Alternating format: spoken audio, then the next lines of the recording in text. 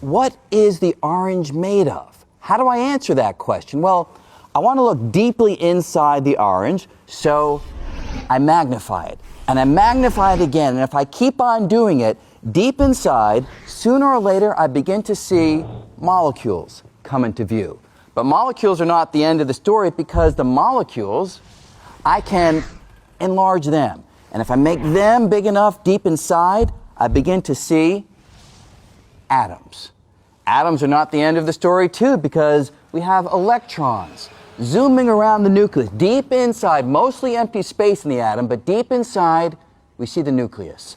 So if I grab that and magnify it, I see that the nucleus is itself made of particles, neutrons and protons. And if I grab one of the neutrons and magnify it, I find yet further particles, little tiny quarks inside.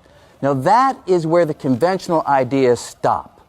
String theory comes along and suggests that inside these particles there is something else. So if I take a little quark and I magnify it, conventional idea says there's nothing inside, but string theory says I'll find a little tiny filament, a little filament of energy, a little string-like filament.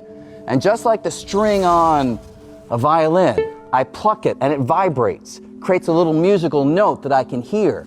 The little strings in string theory, when they vibrate, they don't produce musical notes, they produce the particles themselves. So a quark is nothing but a string vibrating in one pattern. An electron is nothing but a string vibrating in a different pattern. A neutrino, nothing but a string vibrating in a different pattern still. So if I take all of this back together, I have my ordinary orange, and if these ideas are right, they are speculative, but if they are right, deep inside the orange or any other piece of matter is nothing but a dancing, vibrating cosmic symphony of strings. That's the basic idea of string theory.